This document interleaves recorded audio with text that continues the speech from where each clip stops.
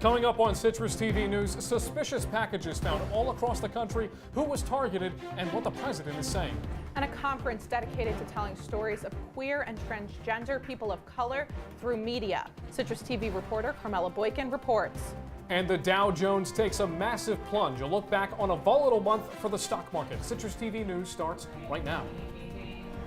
This is Citrus TV News live at 6, your campus news leader.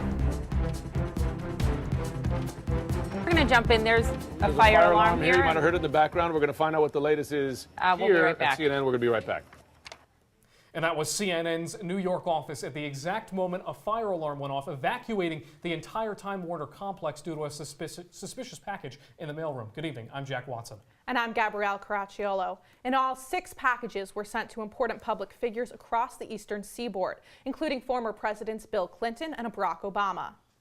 On Monday, an explosive device was found in the mailbox of the home of billionaire George Soros, a well-known philanthropist and supporter of left-wing causes. The pipe bomb was left at the house and not delivered by a postal service. Now, earlier this morning, similar devices addressed to the New York home of Bill Clinton and Hillary Clinton and the Washington, D.C. address of Barack Obama were intercepted by the Secret Service. Then shortly after 10 a.m., a suspicious package addressed to the former director of the CIA, John Brennan, was discovered at CNN, triggering the evacuation of both their news offices and the mall offices and residents in the attached building.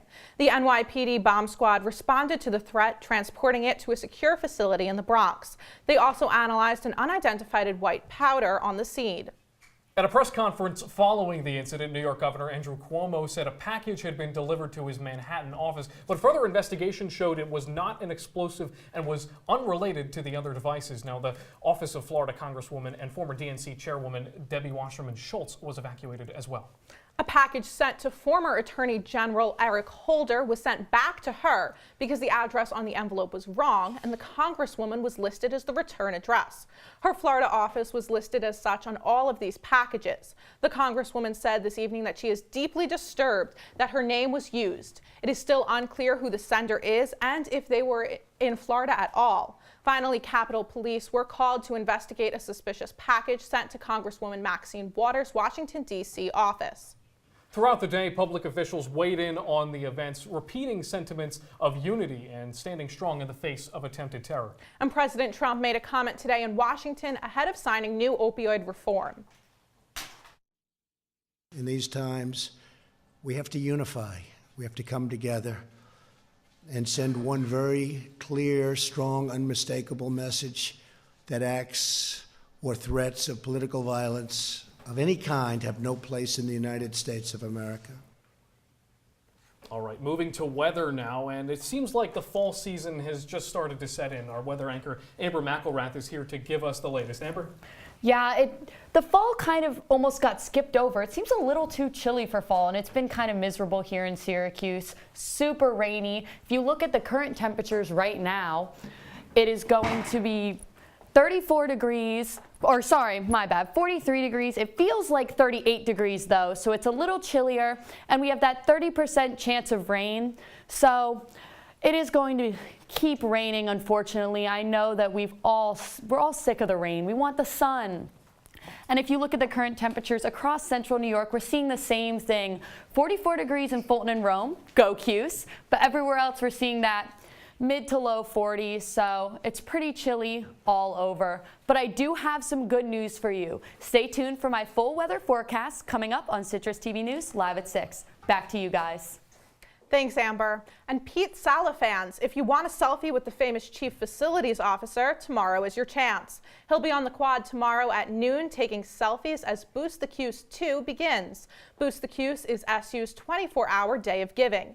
In addition to selfies with Pete Sala, other events and food will be available on the quad throughout the day. SU's goal is to get at least 5,000 people to give a gift. Donations can be made on the quad or online. And forces are working on campus to keep the LGBTQ community strong. Citrus TV reporter Carmella Boykin is in studio to discuss how the community is using media to come together. Carmella?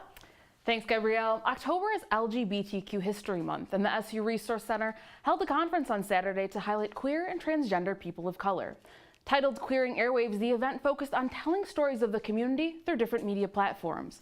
A feature was podcasting duo Nikita and Money, who recorded a live podcast episode for their show, Queer Walk.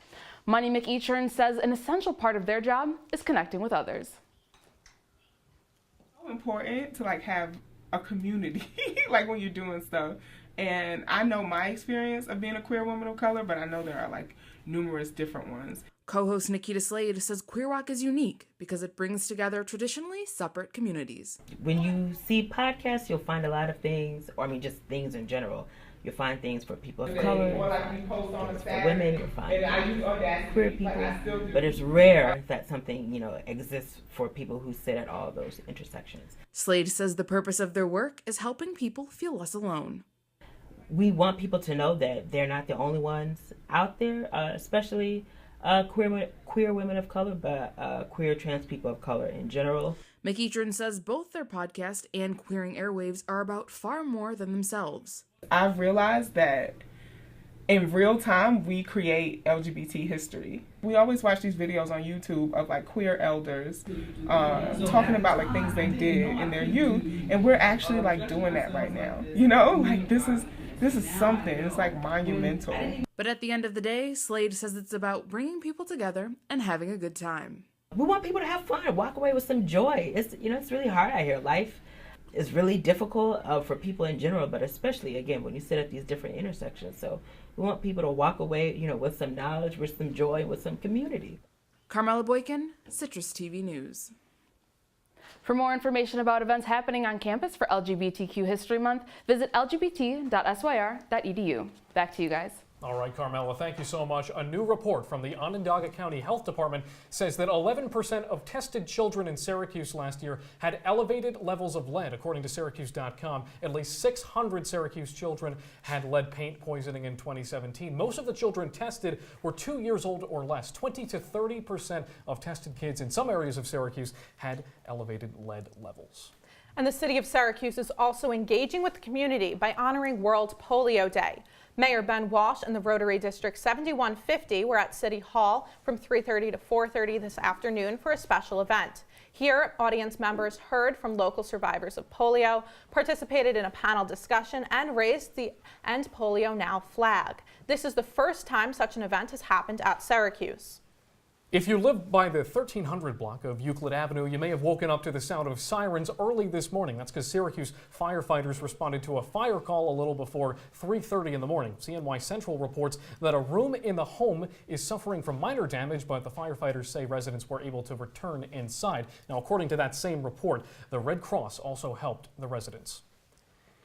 And former New York State Senate leader Dean Skelos succeeds in shortening his prison sentence. The 70-year-old managed to cut his initial 5-year sentence short by 7 months due to his health. The case's U.S. District Judge would have cut the sentence to 4 years in prison, but added those extra 3 months because Skelos reportedly lied as a witness. Skelos served in the state Senate from 1985 to 2015.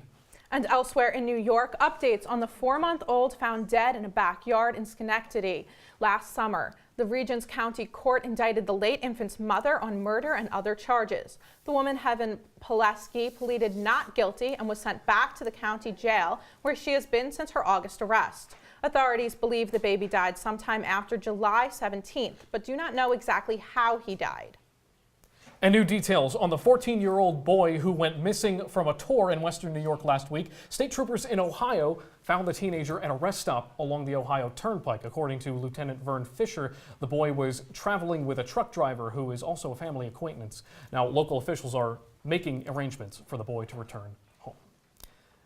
And a student in a Rome elementary school discovered an unpleasant surprise earlier today when she found a bullet in the building's hallway. Now, the Rome Sentinel, which is a local paper over there, reports that the superintendent for John E. Joy Elementary says the student found 1 live round of ammunition in the hallway. According to the sheriff's office, the school was in a shelter-in-place and students are not in danger.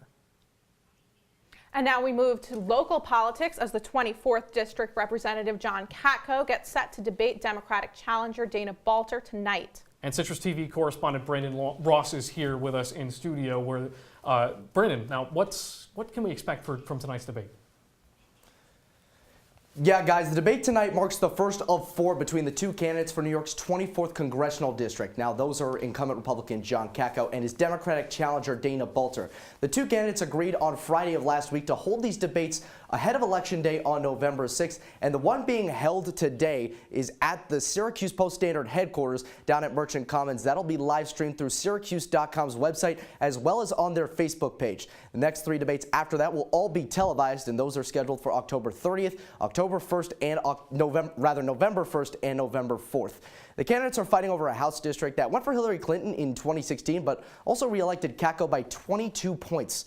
Now, this is believed to be a tight race, so Central New Yorkers have seen plenty of ads from these 2 campaigns, and some of the issues targeted in those ads may very well be discussed in tonight's debate. So, Brandon, what are some of these topics that you mentioned have been in ads that are going to be discussed tonight? Well, I think the big one tonight is going to be health care. Dana Balter, a very pro-Medicare for all activist, and John Katko lining more with the president on this issue. Also, the tax cuts should also be a big issue. Thanks, Brandon. Coming up next, President Trump is doing to fight the opioid crisis plaguing the nation. Plus, find out why New York State is filing a lawsuit against ExxonMobil. Don't go away.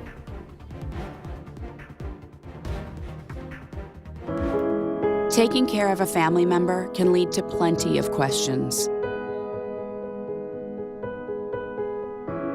Fortunately, there's a place to get the answers, for them and for you. Find articles, tips, and tools from experts and others who have been in your place. The Caregiving Resource Center at aarp.org/caregiving. Did you hear about the pony with a sore throat? He was a little horse. Can I tell you a cat joke?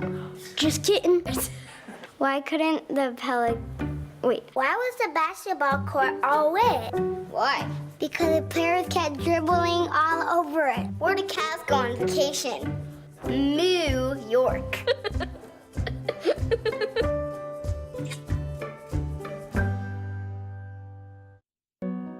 They said a bottle was just a bottle.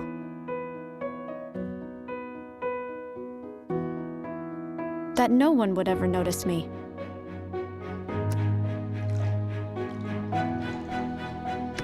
But I knew I could be more. That one day, I would make people smile.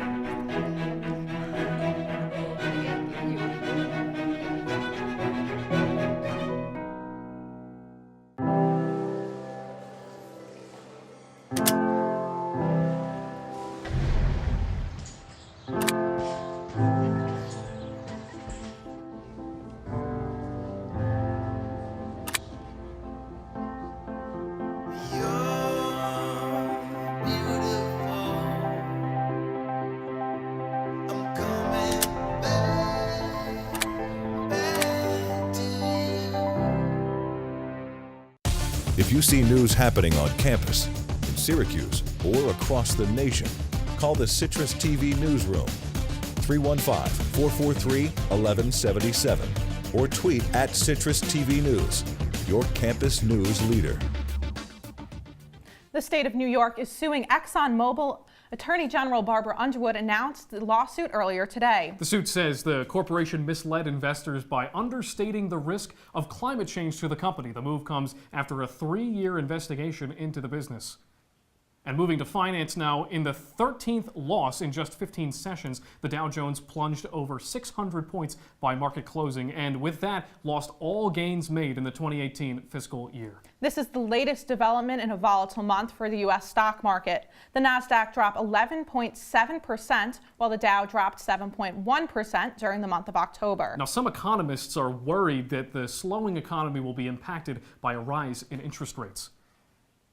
And President Trump signed new legislation aimed at combating the opioid crisis after widespread bipartisan support.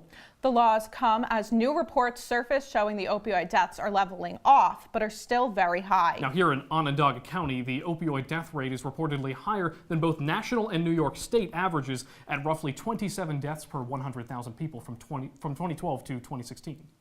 And following accusations of voter suppression in Georgia, a federal judge is planning to block the ability of elected officials to throw out absentee ballots that don't meet the state's exact match standards, meaning that ballot information must match the information provided on voter registration cards. Now, the judge says the American Civil Liberties Union, which is suing Secretary of State and gubernatorial candidate Brian Kemp, has until noon tomorrow to respond. Now, the Secretary of State's office has the same deadline.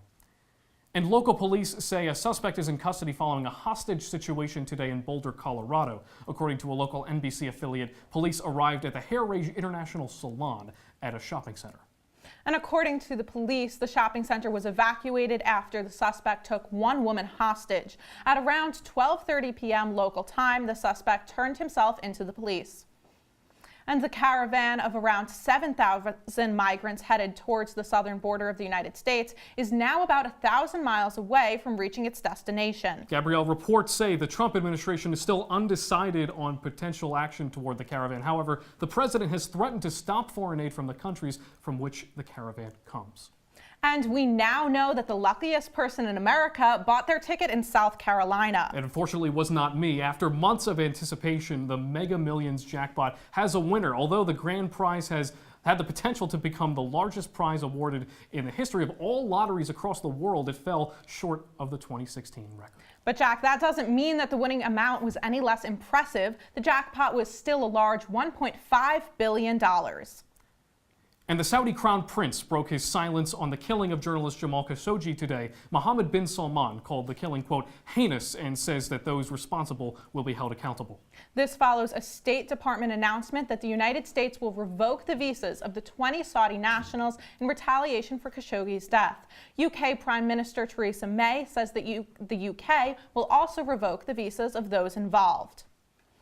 And Venezuela is facing devastation from heavy rain and flooding hitting the nation. Venezuela's Civil Protection Director says 47 shelters are available in the states most affected by the storm. So far, these shelters are housing nearly 1,700 people. The Venezuelan capital is suffering heavy damage after a nearby river severely overflooded. And the Duchess of Sussex, Meghan Markle, had to cut short her visit to a local market in Fiji earlier today. Now, Markle's visit is a part of her first major overseas tour as a member of the royal family. According to the Kensington Palace, crowd control concerns caused the appearance to end sooner than expected. Before the event's abrupt ending, Markle spoke about the importance of education in her life. The 37-year-old royal is also 3 months pregnant. And coming up, your full weather forecast and details on the damage Hurricane Willa caused in Mexico. All that and more on the other side of 90 seconds.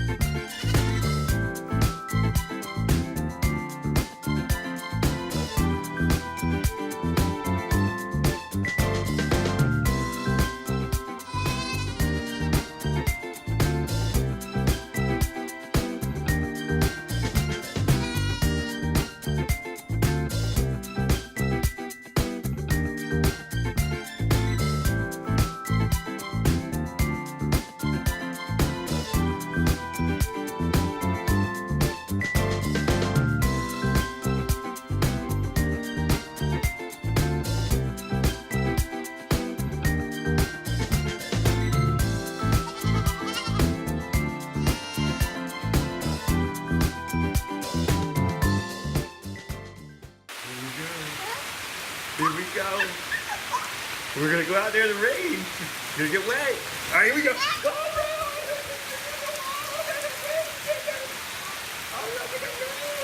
okay, quick.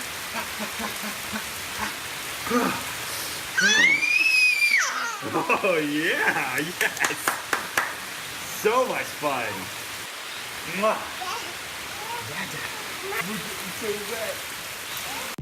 From the CitrusTV Weather Center, this is SU's most accurate weather forecast. Welcome back to Citrus TV News. Looking at tonight, we're not seeing anything really different than what we've been seeing all week. It's going to rain, showers ending at 4 a.m., and it's chilly, so 33 degrees looking into tonight. And then if we look at our future radar, there's some of what I was talking about. As you can see here, the showers do go over Syracuse. There is a wintry mix, but that is south of us, so that's going to mostly be avoiding us. We're mostly just going to be seeing that rain. And then if we look at Thursday, I said I had good news for you. We're seeing the sun on Thursday for the first time in what feels like forever. It's going to be chilly still, 36 when you're waking up at 9 a.m. And then it's going to get a little warmer throughout the day, getting up to 40 at 6 p.m. There's 10-mile-an-hour winds, so it might be a little breezy. But like I said, 0% chance of rain, so the sun will be shining. And speaking of the sun, we're actually getting less daylight over the course of the past month. The first week in October to Halloween, we're losing about an hour and 20 minutes of daylight. It's decreasing by a little more than 2 minutes every day. And since we're in Syracuse, everyone's already asking about the snow. I think we're going to be okay in October. As you can see, on average, we get about 0.2 inches of snow. But as we get into those winter months, November through February, it's just going to keep increasing and increasing. So you might want to start getting those winter jackets out and getting those snow boots on, because we are going to be seeing that snow soon. And moving down south, the remnants of Hurricane Willow will dump massive amounts of rain on southern states. After making landfall in Mexico, the hurricane did extensive damage, damaging hospitals, knocking over power lines and trees, and prompting evacuations in central Mexico. The hurricane is now considered a tropical depression and is expected to create a nor'easter storm.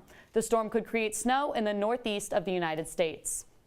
Amber, thanks so much. We're taking a quick break, but on the other side, what's to be done about SU's quarterback situation, plus a verdict in the Adidas college basketball scandal. Who are the big names in hot water? Stay tuned to find out. This is the story of a boy who didn't talk for a long time. The boy liked things to always be the same.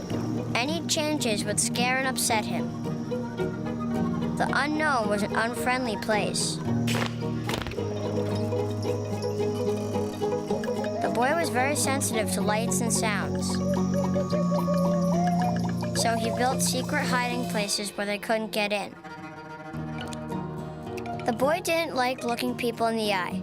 He wasn't trying to be mean, it just made him feel uncomfortable. Sometimes he would flap his arms again and again. One day, I found out I had something called autism. My family got me help. Slowly, I found my voice and learned all the ways I could live with it better. Early intervention can make a lifetime of difference. Learn the signs at autismspeaks.org.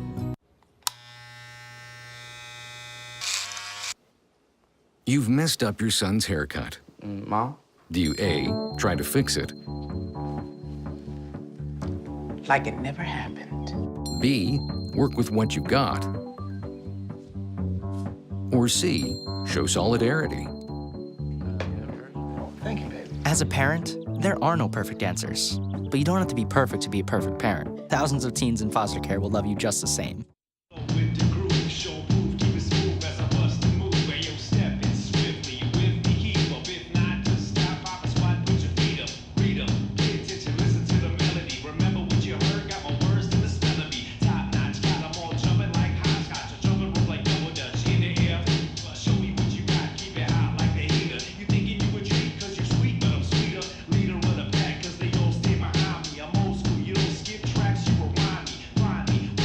And now, your CitrusTV Sports Report. Welcome back to Citrus TV Live at 6. I'm Chris Venzon with tonight's sports. We'll start with Syracuse football and head coach Dino Babers. On Saturday, Babers benched starting quarterback Eric Dungy in favor of Tommy DeVito. In relief, the redshirt freshman tossed 3 touchdowns and led Cuse to a comeback win against North Carolina. Now DeVito's performances raise some questions as to who should start this Saturday versus NC State.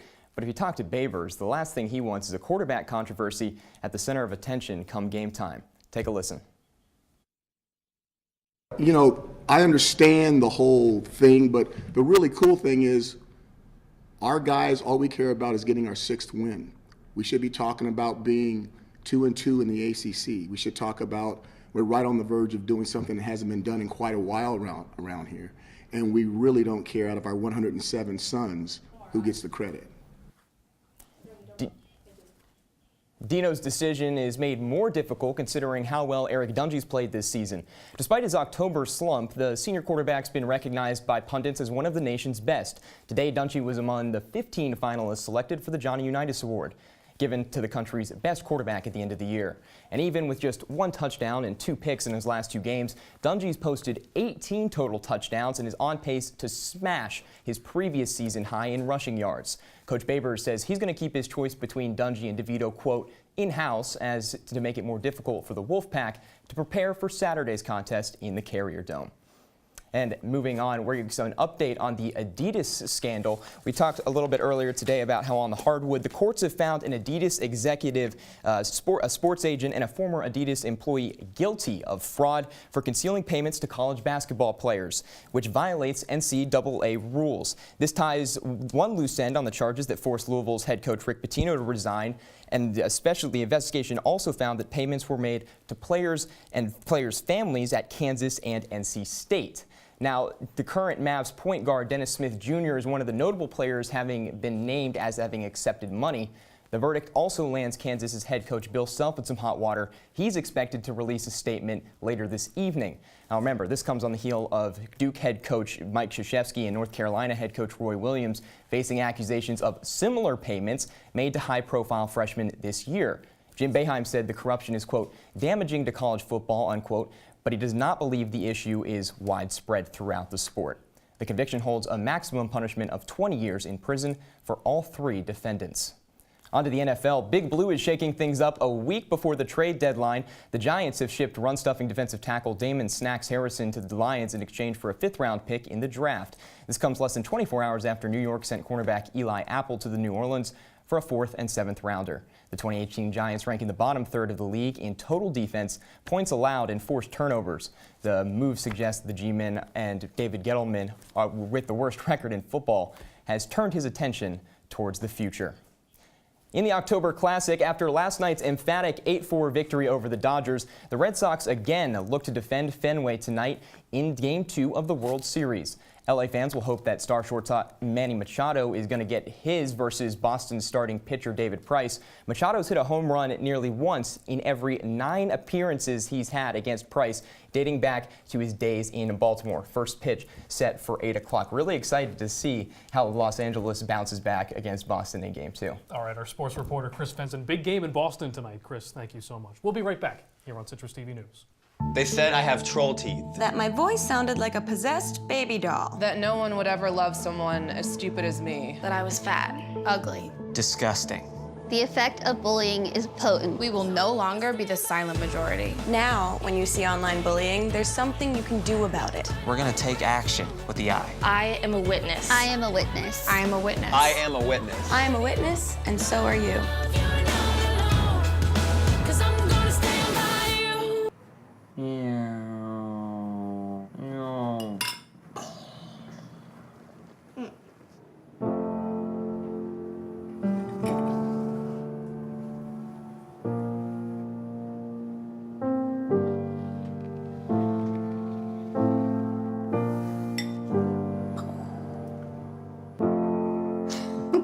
Visit aarp.org/caregiving for information on how to provide even better care for the person who wants to care.